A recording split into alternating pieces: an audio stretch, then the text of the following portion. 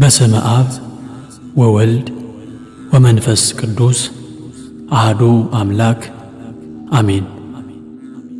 የዲያብሎስን ውጊያዎች እንዴት ማሸነፍ ይቻላል?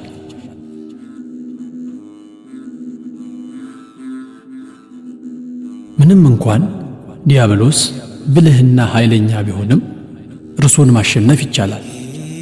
ይህ እንዲያውም በጣም ቀላል ነው። ማሸነፍ ይቻላል። ምን ጊዜም የዲያብሎስን ውጊያዎች ማሸነፍ ከባድ እንደሆነ አድርገህ የምታስብ ከሆነ ትዝላለህ፣ ትደክማለህ፣ እጅህን ትሰጣለህ፣ ትወድቅማለህ።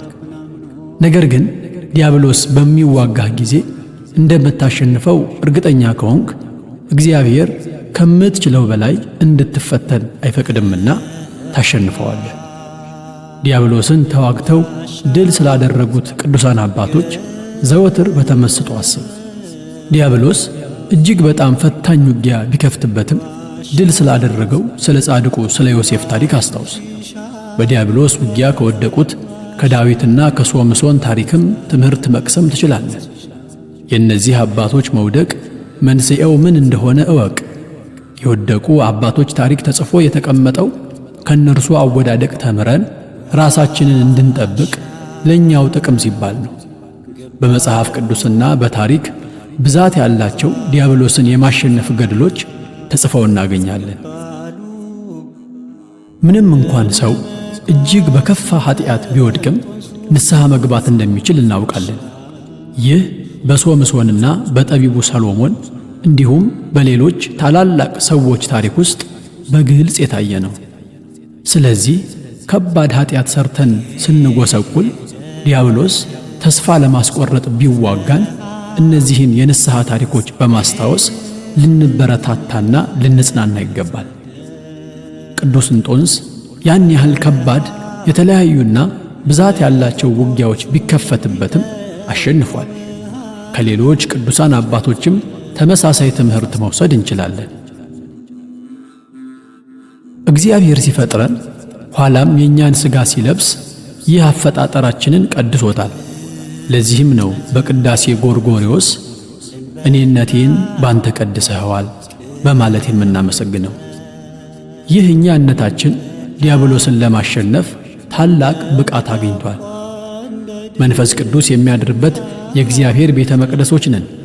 አንደኛ ቆሮንቶስ ምዕራፍ 3 ቁጥር 16።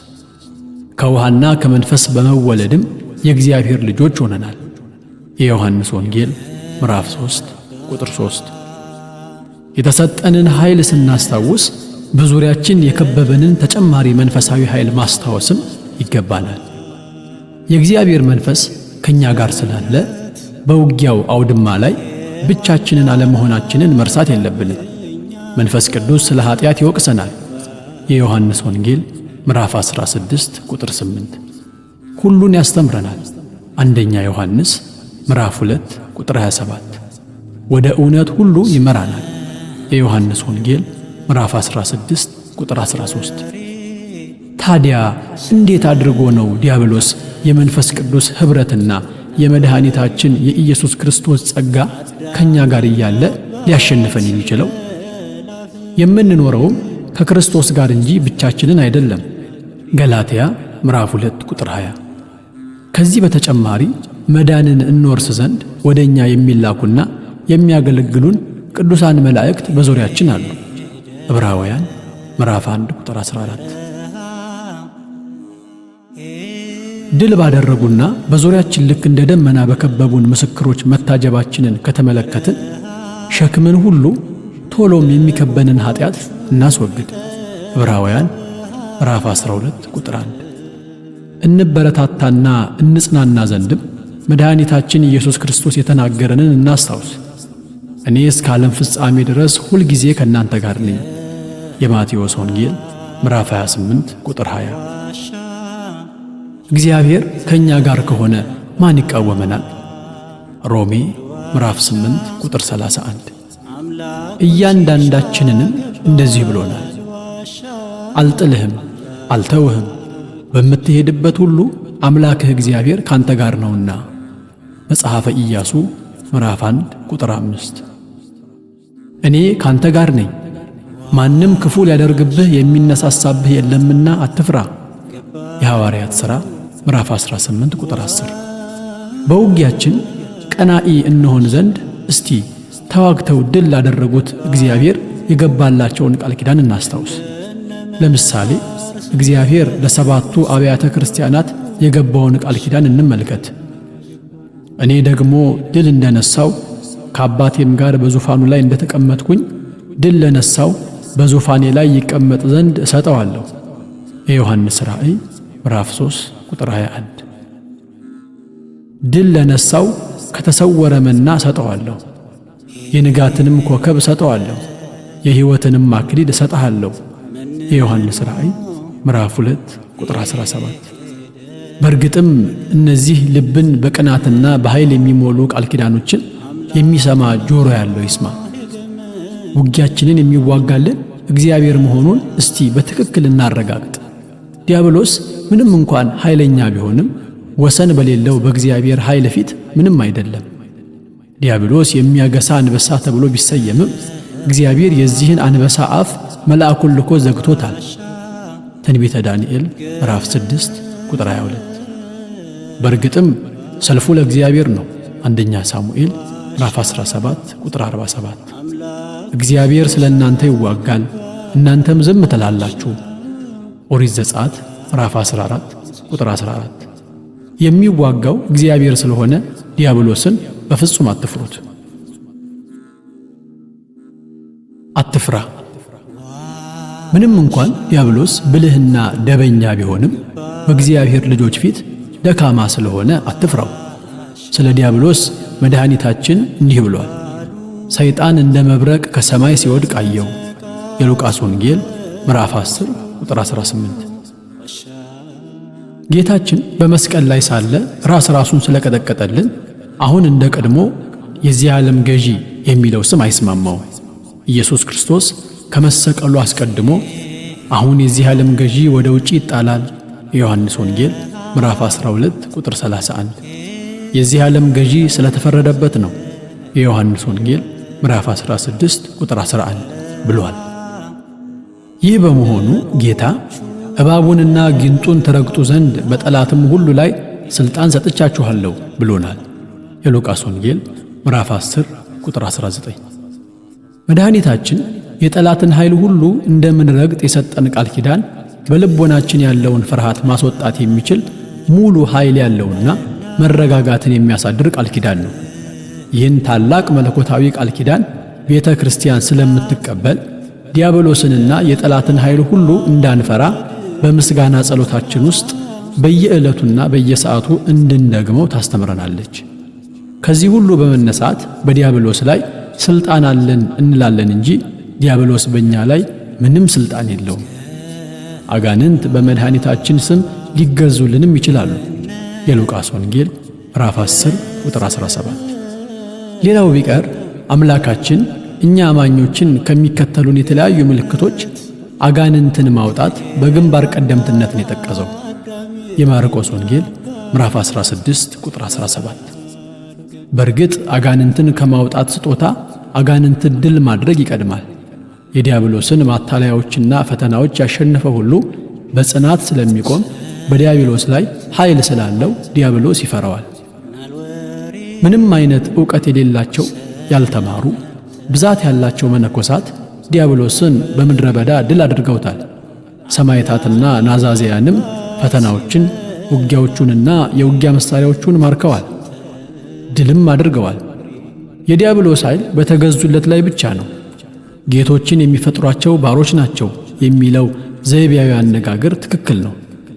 ይህም ማለት የባሮች ራሳቸውን ማዋረድና መገዛት ለጌቶች ድል ማድረግና መኩራራት ምክንያት ይሆናል ማለት ነው። ለዲያብሎስ በሚገዙት ላይም ይኸው ይተረጎማል። እግዚአብሔር አርነት ያወጣቸው የእግዚአብሔር ልጆች ግን በእውነት አርነት ወጥተዋል። የዮሐንስ ወንጌል ምዕራፍ 8 ቁጥር 36። ዲያብሎስ ከምንም አስበልጦ የሚወደው ነገር ቢኖር ሰዎች ሲፈሩት ማየትን ነው። ይህ ፍርሃትህ በፊቱ ያደክምሃል፣ ግራም ያጋባሃል። በእጁ መውደቅህን ስለምታረጋግጥና ስለምትፍረከረክ ትቋቋመው ዘንድ አትችልም። ይህ ፍርሃትህ በአንተ ላይ ኃይል ስለሚሰጠውም ይህን ፍርሃትህን ይፈልገዋል። ይሁን እንጂ መድኃኒታችን ኢየሱስ ክርስቶስ ፍጹም እንዳንፈራ ተናግሯል። እኔ ነኝ አትፍሩ። የማቴዎስ ወንጌል ምዕራፍ 14 ቁጥር 27። ልባችሁ አይታወክ አይፍራ። የዮሐንስ ወንጌል ምዕራፍ 14 ቁጥር 27። ስለዚህ በአንተ ውስጥ ያለው የእግዚአብሔር ኃይል በውጪ ካለውና ከሚዋጋህ የዲያብሎስ ኃይል እጅግ በጣም ስለሚበልጥ አትፍራ።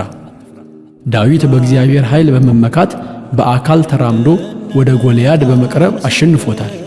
የዳዊትና የጎልያድ ታሪክ ለዲያብሎስ ውጊያ አይነተኛ ምሳሌ ሊሆን ይችላል። ምናልባት ዳዊት ጎልያድን ሊፈራው ያልቻለበት ምስጢር ምን ሊሆን እንደሚችል ሊገርማችሁ ይችላል። ዳዊት ግን እንዲህ ይላችኋል፣ እግዚአብሔር ብርሃኔና መድኃኒቴ ነው፣ የሚያስፈራኝ ማን ነው? እግዚአብሔር የሕይወቴ መታመኛዋ ነው፣ የሚያስደነግጠኝ ማን ነው? የዳዊት መዝሙር 26 ቁጥር 1። ከዚያ በመቀጠልም እንዲህ ይላል፣ ሰራዊትም ቢሰፍርብኝ ልቤ አይፈራም፣ ሰልፍም ቢነሳብኝ በዚህ እተማመናለሁ። የዳዊት መዝሙር 26 ቁጥር 3። ስለሆነም በተረጋጋ ልቡና በእግዚአብሔር ረዳትነት የዲያብሎስን ውጊያ እንደምታሸንፍ በመተማመን ተጋፈጠው። በራእይ ዮሐንስ ስለ ፍርሃት የተጠቀሰው ጥቅስ ምንኛ አስፈሪና አደገኛ ነው። ዳሩ ግን የሚፈሩና የማያምኑ የርኩሳንም የነፍሰ ገዳዮችም የሴሰኞችም የአስማተኞችም ጣዖትንም የሚያመልኩ የሐሰተኞችም ሁሉ ዕድላቸው በዲንና በእሳት በሚቃጠል ባሕር ነው። ይኸውም ሁለተኛ ሞት ነው። የዮሐንስ ራእይ ምዕራፍ 21 ቁጥር 8። በዚህም ፈሪዎች ከማያምኑ ከነፍሰ ገዳዮችና ጣዖትን ከሚያመልኩ ጋር መመደባቸውን እንረዳለን። ምናልባት ለምን ብለህ ትጠይቅ ይሆናል።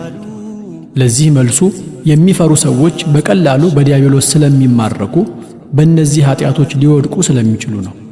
ወይም ደግሞ ዲያብሎስን የሚፈሩና ለእርሱ እጃቸውን የሰጡ ሁሉ በመጨረሻዋ የፍርድ ቀን እንደ ተመረጡ ታማኞች ተቃውመው ስላላሸነፉት በፍርሃት ስለሚቆሙ ነው። የቅዱሳንን ታሪክ ብታነብ ዲያብሎስን አይፈሩት እንደነበር ትረዳለህ።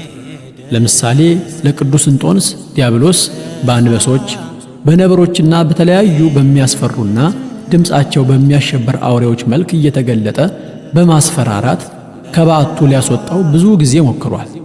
እርሱ ግን አንዳች ሳይደነግጥ በተረጋጋ ሁኔታ የሚያሳፍረውን መልስ ይሰጠው ነበር። እንዲሁ ታላቁ አባት መቃርስ በዋሻው ውስጥ ያንድን ሰው የራስ ቅል እየተንተራሰ ይተኛ ነበር። ታዲያ አጋንንት የዚያን የራስ ቅል ባለቤት ከፍ ባለ ድምፅ እየጠሩ ተነስቶ ወደ እነርሱ እንዲመጣ ሲጠሩት ይህ ጻድቅ መቃርስ ምንም ሳይደናገጥ ራሱን ከተንተራሰው የራስ ቅል ላይ ቀና በማድረግ ከእነርሱ ጋር ለመሄድ ከወደድክ ተነሳና ወደ ሲኦል ሂድ ይለው ነበር። ይሁን እንጂ ዲያብሎስ እነዚህን ታላላቅ ቅዱሳን አባቶች በተዋጋበት ውጊያ አንተን ስለማይዋጋህ አትፍራ። የሚያጽናናህን የሐዋርያውን ቃል አድምጥ። ከሚቻላችሁ መጠን ይልቅ ትፈተኑ ዘንድ የማይፈቅድ እግዚአብሔር የታመነ ነው። አንደኛ ቆሮንቶስ ምዕራፍ 10 ቁጥር 13። ስለሆነም ዲያብሎስ ከአቅማችሁ በላይ በሆነ ነገር እንዲፈትናችሁ እግዚአብሔር አይፈቅድለትም ማለት ነው። በመቀጠልም ትታገሱም ዘንድ እንድትችሉ ከፈተናው ጋር መውጫውን ደግሞ ያደርግላችኋል ይላል። አንደኛ ቆሮንቶስ ምዕራፍ 10 ቁጥር 13። ስለዚህ አጋንንት በኃጢአትም ሆነ በፍርሃት ቢዋጋችሁ አትፍሩ። ዲያብሎስ ጩኸት በማስነሳት ብዙዎችን ሊያሸብርና ሊያስፈራራ ይችላል። ጽናትን ያለውን አማኝ ግን ምንም ሊያደርገው አይችልም። የዲያብሎስ ጩኸት ከቀበሮዋና ከከበሮ ምሳሌ ጋር ይዛመድብኛል። አንድ በዛፍ ላይ ተንጠልጥሎ ነፋስ በነፈሰ ቁጥር እየተጋጨ በጣም የሚያወክ ድምፅ የሚፈጥር ከበሮ ነበር። በዚያው በኩል የምታልፍ አንዲት ቀበሮ ይህንን ድምፅ በመጀመሪያ ስትሰማ ትፈራለች፣ ትረበሻለች፣ ትደነግጥማለች። ቀስ በቀስ ትደፋፈርና በዚያ ከበሮ ላይ የማጥቃት እርምጃ ወስዳ ውስጡን ስታየው ባዶ ነው። ከበሮ ያስቃታልም ያስጠላታልም። ይህ ምሳሌ በጣም ግዙፍ መስሎ ከሚታየውና አንዲት ስፒል በትንሹ ስትነካው ወደ ባዶነት ከሚለወጠው ፊኛ ምሳሌ ጋር ይዛመዳል። ዲያብሎስም ልክ እንደዚሁ ነው። ጩኸት ብቻ እንጂ ኃይል የለውም። ሊያስፈራራህ ይሞክራል። ነገር ግን የፈቀደውን ሁሉ ባንተ ላይ ሊያደርግ የሚያስችለው ፍጹም የሆነ ነፃነት የለውም። እግዚአብሔር ዲያብሎስን እንደ ፈቃዱ በወደደው መጠን ሊያግደው ይችላል። በጻድቁ በኢዮብ ታሪክ ውስጥ እንደምንመለከተው ዲያብሎስ እግዚአብሔር በወሰነለት መጠን እንጂ እንደ ራሱ ፈቃድ ኢዮብን አልተዋጋውም። መጽሐፈ ኢዮብ ምዕራፍ 1 እንዲሁም ምዕራፍ 2። ዲያብሎስ ትፈራው ዘንድ እጅግም ኃይል የለውም። በቀላሉ እንኳን ብንወስድ ገጽህንና መላ ሰውነትህን አንድ ጊዜ በትዕምርተ መስቀል ብታማትብ ካጠገብህ ይጠፋል። ዲያብሎስ ኃያል እንደሆነ አድርገህ እንድትገምተው ይሞክራል። ነገር ግን አትመነው። ምን ጊዜም ቢሆን በቅዱሳኑ ፊት ድል ተነስቶ እንደተዋረደ አስታውስ። ከሚጠላቸው ሰዎች ውስጥ ሊያስወጡት ኃይል ያላቸው ሰዎች እንዳሉና እንደነዚህ ባሉት በእግዚአብሔር ልጆች ፊት ዘወትር በፍርሃት እየጮኸ በመውጣት እንደሚሸሽም አስብ። በዚህ አይነት መልኩ የዲያብሎስን ደካማነት ከተረዳህ በድፍረት ተቃወመው። ዲያብሎስን ተቃወሙ። ዲያብሎስን ግን ተቃወሙ፣ ከናንተም ይሸሻል። የያዕቆብ መልእክት ምዕራፍ 4 ቁጥር 7 የሚለውን የሐዋርያውን የቅዱስ ያዕቆብን ቃል ዘወትር በማስታወስ መመሪያችን ማድረግ መልካም ነው። ተቃወሙ ከናንተም ይሸሻል የሚለው ቃል የዲያብሎስን ደካማነት ይገልጽልናል። ምክንያቱም ሐዋርያው ተቃወሙ ከናንተ ይሸሻል አለን እንጂ ተቃወሙ ከናንተ ይለያል አላለንምና። ዲያብሎስ የሰውየውን አቋም ለመረዳት የልብ ትርታውን ያዳምጣል። መፍራቱን ከተረዳ እጅግ በመደሰት ያን ሰው አሻንጉሊት ሊያደርገው ይጀምራል። ጠንካራና የሚታገለው ከሆነ ግን እንዳይሸነፍ በመስጋት በፍርሃት ከዚያ ሰው ይሸሻል።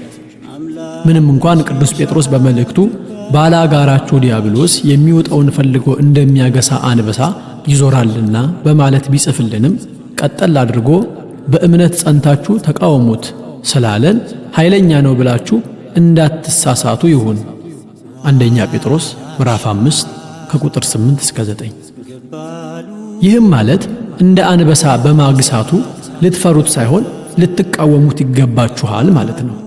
የዲያብሎስን እንደ አንበሳ ማግሳት ስታስታውሱ የነቢዩ የዳንኤልንም ቃል አስታውሱ። አምላኬ መልአኩን ልኮ የአንበሶችን አፍ ዘጋ። ትንቢተ ዳንኤል ምዕራፍ 6 ቁጥር 22። ባለ ኃይል ሁሉ ጸንተህና ጠንክረህ ዲያብሎስን ተቃወመው። እንደ ኢየሱስ ክርስቶስ መልካም ወታደር ውጊያውን ተቃወም እንጂ እጅ አትስጥ። ባለ ኃይል ሁሉ እየተዋጋህ የእግዚአብሔርን እርዳታ ጠይቅ።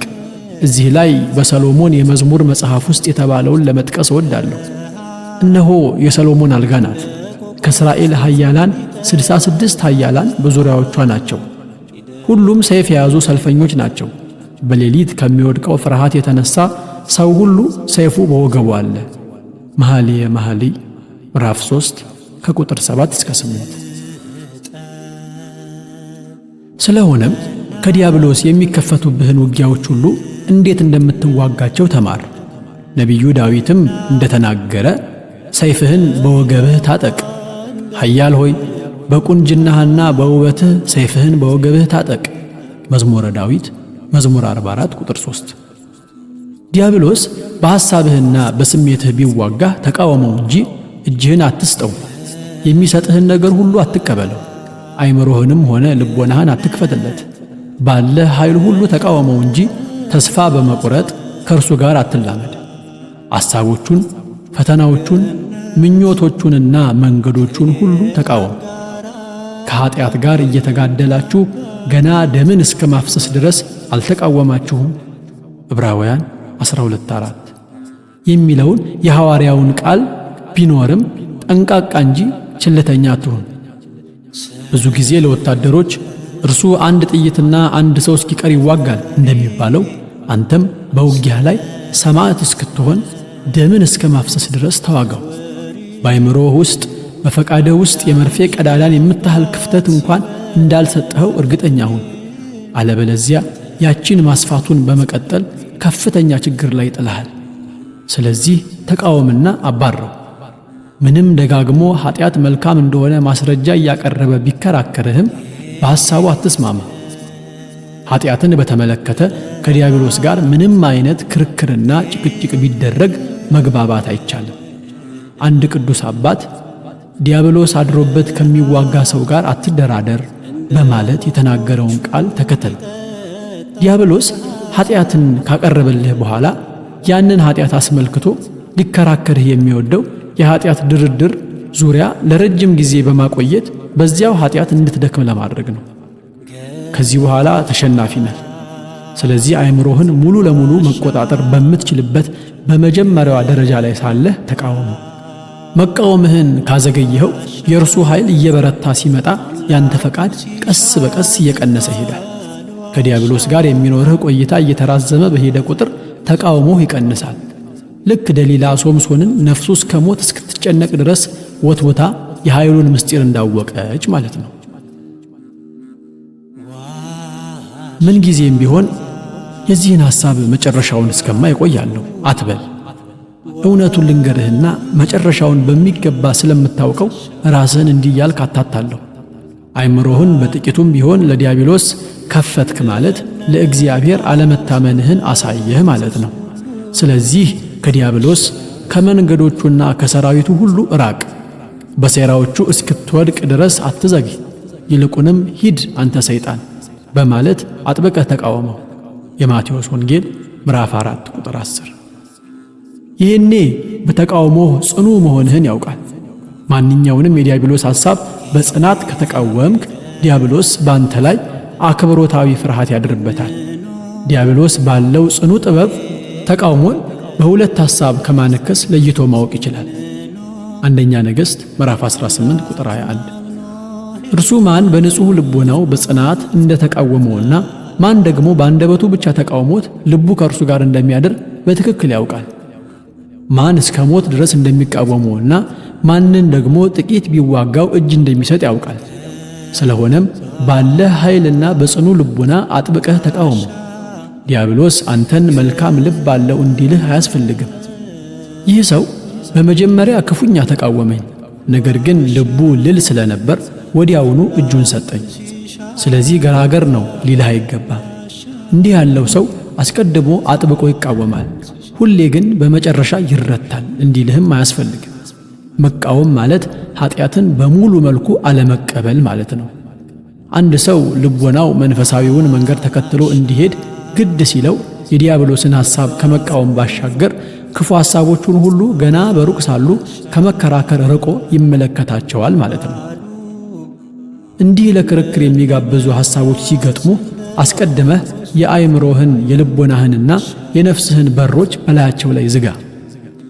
ማንኛውም ነገር ቀላል ነው ወይም በእንደዚህ አይነት ፈተና አልሸነፍም በሚል መንፈስ ቸልተኛ አትሁን። በአጠቃላይ መቃወም ወሳኝ ነው። ግን እንዴት? ዲያብሎስን በምንና እንዴት መቃወም ይቻላል? አንደኛ፣ በእምነት። ቅዱስ ጴጥሮስ በእምነት ጸንታችሁ ተቃወሙት ብሎናልና ዲያብሎስን በእምነት ድል እናደርገዋለን። አንደኛ ጴጥሮስ ምዕራፍ 5 ቁጥር 9። ግን በምን እምነት? እግዚአብሔር ካንተ ጋር ሆኖ በሚሰራበትና ባንተ ላይ የተጠመዱትን ወጥመዶች ጨምሮ የዲያብሎስን ኃይል ሁሉ ሊያጠፋልህ በሚችል እምነት። ጻድቃን እጃቸውን ወደ ክፋት እንዳይዘረጉ የኃጥአን በትር በጻድቃን ላይ አይኖርም መዝሙረ ዳዊት መዝሙር 124 ቁጥር 3 በሚለው ቃል የሚያሳምን እምነት። እግዚአብሔር ከዲያብሎስ ደባዎች ሁሉ በላይ ኃይል እንዳለውና ስለኛ እርሱ እንደሚዋጋ የሚያረጋግጥ እምነት። ሰልፉ ለእግዚአብሔር ነው። አንደኛ ሳሙኤል ምዕራፍ 17 ቁጥር 47። እግዚአብሔር ስለ እናንተ ይዋጋል፣ እናንተም ዝም ትላላችሁ። ኦሪት ዘጸአት ምዕራፍ 14 ቁጥር 14። ውጊያው ሰልፉ የእግዚአብሔር መሆኑን ማመን አለበት። ዲያብሎስን የምትዋጋው አንተ ሳትሆን እግዚአብሔር ባንተና ካንተ ጋር ሆኖ ነው። ቅዱስ ዳዊት እንደተናገረው ዲያብሎስን እንድትዋጋ ኃይሉን ትጥቁንና የውጊያውን ልምምድ የሚሰጥህ እግዚአብሔር ነው። እግዚአብሔር አምላኬ ይባረክ፣ ለእጆቼ ሰልፍን ለጣቶቼም ዘመቻን የሚያስተምር። መዝሙረ ዳዊት መዝሙር 143 ቁጥር 1። ለመሆኑ በችግሮችህና በፈተናዎችህ ጊዜ እግዚአብሔርን ከጎንህ ታደርጋለህ? ከተሸነፍክ እግዚአብሔርን ባለመያዝህ የመጣብህ ችግር ነው። በብዙ ወይም በጥቂት ማዳን እግዚአብሔርን አያስቸግረውም። አንደኛ ሳሙኤል ምዕራፍ 14 ቁጥር 6 የሚል ቃል በመጽሐፍ ቅዱስ ስለተጠቀሰ ምንም እንኳን ያንተ ኃይልና መንፈሰ ጠንካራነት ዝቅተኛ ቢሆንም እግዚአብሔር ባንተ ፍጹም ድል እንደሚያደርግና ሞገስ እንደሚሰጥህ እወቅ። ንጉሥ ሕዝቅያስ ከሰናክሬምና ከጦሩ የማስፈራሪያ ደብዳቤ ሲላክለት ወደ እግዚአብሔር ቤት በመውጣት ደብዳቤውን በእግዚአብሔር ፊት ዘርግቶ በመጸለዩ እግዚአብሔር መልአኩን ልኮ የአሦራውያንን የጦር ሰፈር በአስከሬን ሞልቶታል። ንጉሥ ዳዊትም ምን ያህል ጦርነቶችን ሁሉ በእምነት እንዳደረጋቸው ከመዝሙሩ ተመልከት። እግዚአብሔር ከእኛ ጋር ባይሆን ሰዎች በእኛ ላይ በተነሱ ጊዜ፣ ቁጣቸው በላያችን በነደደ ጊዜ፣ በዚያን ጊዜ ሕያዋን ሳለን በዋጡን ነበር። ነፍሳችን እንደ ወፍ ከአዳኞች ወጥመድ አመለጠች። ወጥመድ ተሰበረ፣ እኛም አመለጥን። ረድኤታችን ሰማይና ምድርን በሠራ በእግዚአብሔር ስም ነው። መዝሙረ ዳዊት መዝሙር 123። አቤቱ ጌታ ዐይኖቼ ወደ አንተ ናቸውና ባንተ ታመንኩ። ከሰወሩብኝ ወጥመድ ዓመፅንም ከሚያደርጉ ሰዎች እንቅፋት ጠብቀኝ። መዝሙረ ዳዊት መዝሙር 140 ከቁጥር 8 እስከ 9። መሸሸጊያም የለኝም፣ ስለ ነፍሴም የሚመራመር የለም። አቤቱ ወደ አንተ ጮኽሁ፣ አንተ ተስፋዬ ነህ፣ በሕያዋንም ምድር አንተ ዕድል ፈንታዬ ነህ አልኩ። መዝሙረ ዳዊት መዝሙር 141 ቁጥር 5። እንደዚህ ባለው እምነት ዳዊት ጎልያድን ብቻ ሳይሆን ጦርነቶችን ሁሉ አሸነፈ። ጠላትህ የፈለገውን ያህል ኃይለኛ ቢሆንም እግዚአብሔር ከእርሱ እንደሚያድንህ በፍጹም እመን። ከነቢዩ ከዳዊት ጋርም እንዲህ እያልክ ዘምር። የእግዚአብሔር ድምፅ የእሳቱን ነበልባል ይቈርጣል፣ የእግዚአብሔር ድምፅ ምድረ በዳውን ያናውጣል። መዝሙረ ዳዊት መዝሙር 28 ከቁጥር 7 እስከ 8። የሐዋርያው የቅዱስ ጳውሎስንም ቃል እየደጋገምክ ዲያብሎስን ተቃወመው። ኃይልን በሚሰጠኝ በክርስቶስ ሁሉን እችላለሁ። ፊልጵስዩስ ምዕራፍ 4 ቁጥር 13። እግዚአብሔር ከዲያብሎስ ጋር በምታደርጋቸው ውጊያዎች ሁሉ ከጎንህ በመቆም ታሸንፈው ዘንድ እንደሚረዳህ በሚያስረግጥልህ በዚህ እምነት ጽና። እግዚአብሔር ከአባቶቻችን ጋር በመሆን ድል እንዲያደርጉ እንደመራቸው ሁሉ ካንተም ጋር ሆኖ ማንም ክፉ ሊያደርግብህ ቢነሳ እንደማይፈቅድለትና በፍጹም እንደማይረሳ አስተውል። የሐዋርያት ሥራ ምዕራፍ 1 ቁጥር 10። እምነትህ በውስጥ የልብ ጽናትን በውጪ ደግሞ በዲያብሎስ ላይ ኃይልን እንደሚያጎናጽፍህ እወቅ። ከዲያብሎስ ጋር ስላለብን ውጊያ ሐዋርያው ሲናገር እንዲህ ብሏል። በቀረውስ በጌታና በኃይሉ ችሎታ የበረታችሁ ሁኑ፣ የዲያብሎስን ሽንገላ ትቃወሙ ዘንድ እንዲቻላችሁ የእግዚአብሔርን ዕቃ ጦር ሁሉ ልበሱ። ኤፌሶን ምዕራፍ 6 ከቁጥር 10 እስከ 11። ስለሆነም እንዲህ ላለው ውጊያ የእኛ ኃይል ምንም አይፈጽምም፣ የጌታና የኃይሉ ችሎታ እንጂ። የእኛም ሥጋዊ የጦር ዕቃዎች ብቃት ስለሌላቸው የእግዚአብሔርን ዕቃ ጦር ሁሉ መልበስና የእግዚአብሔርን ኃይል ከእኛ ጋር እንደሚሠራ ማመን አለብን። ይህ ኃይል ካለን የውድቀትም ሆነ እጅ የመስጠት መንፈስ ከእኛ ዘንድ አይኖርም። የቸልተኝነትና ተስፋ የመቁረጥ መንፈስም በእኛ ዘንድ ቦታ የላቸውም። የምንመካበት እግዚአብሔር ዲያብሎስ ከሚከፍትብን ውጊያዎች ሁሉ ያድነናል። ይህ የእግዚአብሔር ኃይል የነበረው ቅዱስ ጳውሎስ እንደ ሰው በኤፌሶን ከአውሬ ጋር ታገልኩ በማለት ለመናገር ድፍረት ነበረው። አንደኛ ቆሮንቶስ ምዕራፍ 15 ቁጥር 32። አሁንም በዚሁ ድፍረት እግዚአብሔር የኃይልና የፍቅር ራስንም የመግዛት መንፈስ እንጂ የፍርሃት መንፈስ አልሰጠንምና በማለት ተናግሯል። ሁለተኛ ጢሞቴዎስ ምዕራፍ 1 ቁጥር 7። በመሆኑም የእግዚአብሔር ልጆች በውጊያው አውድማ ላይ አይወድቁም።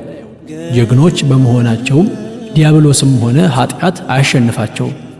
ሐዋርያው ቅዱስ ዮሐንስ ስለ እግዚአብሔር ልጆች የጻፈው መልእክት ምንኛ ድንቅ ነው! ከእግዚአብሔር የተወለደው ሁሉ ኃጢአት እንዳያደርግ፣ ነገር ግን ከእግዚአብሔር የተወለደው ሁሉ ራሱን እንዲጠብቅ ክፉም እንዳይነካው እናውቃለን። አንደኛ ዮሐንስ ምዕራፍ 5 ቁጥር 18።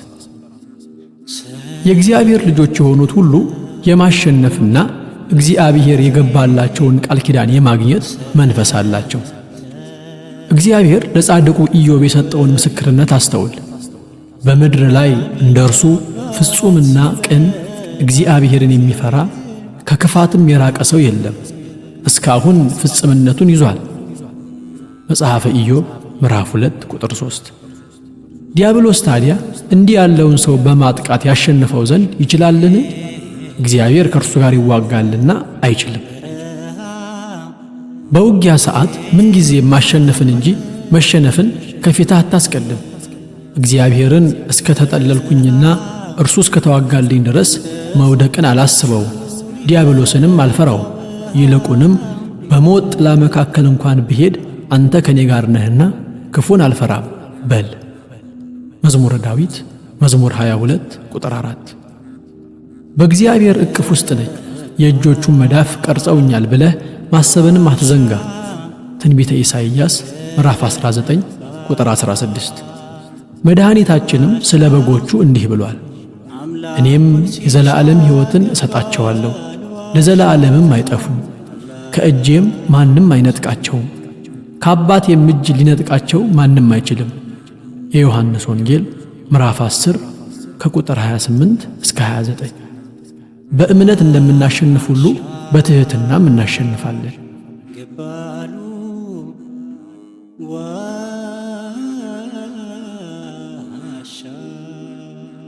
ወስብሐት ለእግዚአብሔር።